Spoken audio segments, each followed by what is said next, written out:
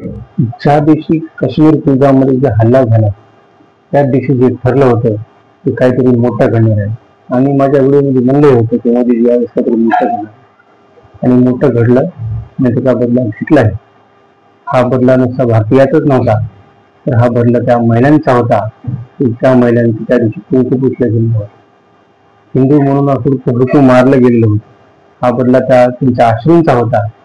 हा बदला त्या मुलांचा होता की ज्या मुलांना तिच्या वडिलांना त्या मुलांसमोर मारले गेले.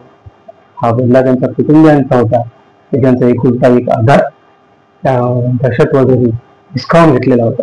ज्या महिलांनी आपलं सर्वस्व गमावलं, म्हणजे आपला पती गमावला, आपलं सिंदूर गमावलं, म्हणून या मिशनचं नाव मिशन सिंदूर असं ठेवलं गेलं.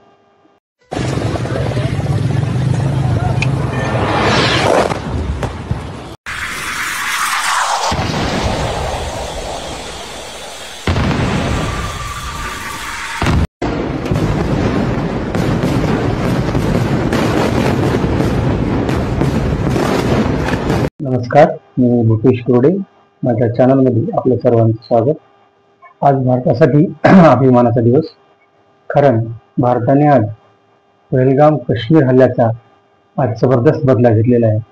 15 दिवस वाट पाहावी लागली, पण बदला असा घेतलेला आहे की पाकिस्तान दिवसेंदिवस पिढ्या न पिढ्या ते लक्षात राहील. या ऑपरेशन सिंदूरची पूर्ण करण्याची जिम्मेदारी 2 महिलांनाच दिलेली होती.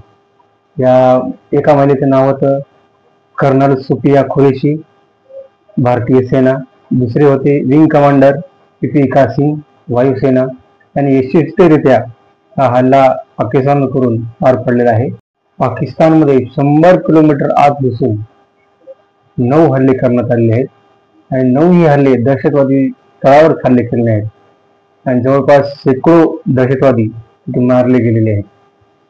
हीच खरी श्रद्धांजली या आपल्या निष्पाप जे 26-27 जण गेलेले होते त्यांच्यासाठी झाली.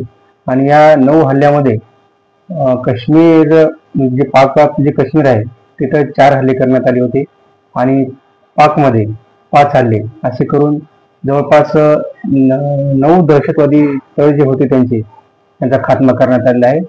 शेकडो दहशतवादी तिथे हे केले आहेत आणि त्यांच्याबरोबर त्यांचे हत्यार आणि जे काय त्यांचा दारूगोळा होता सर्व नष्ट करण्यात आलेला आहे. आणि हा जो हल्ला करण्यात आलेला आहे तो हल्ला हा पाकिस्तानी नागरिकावर नाही किंवा पाकिस्तानी सैन्यावर नाही. हा हल्ला फक्त दहशतवादी करण्यात आलेला आहे.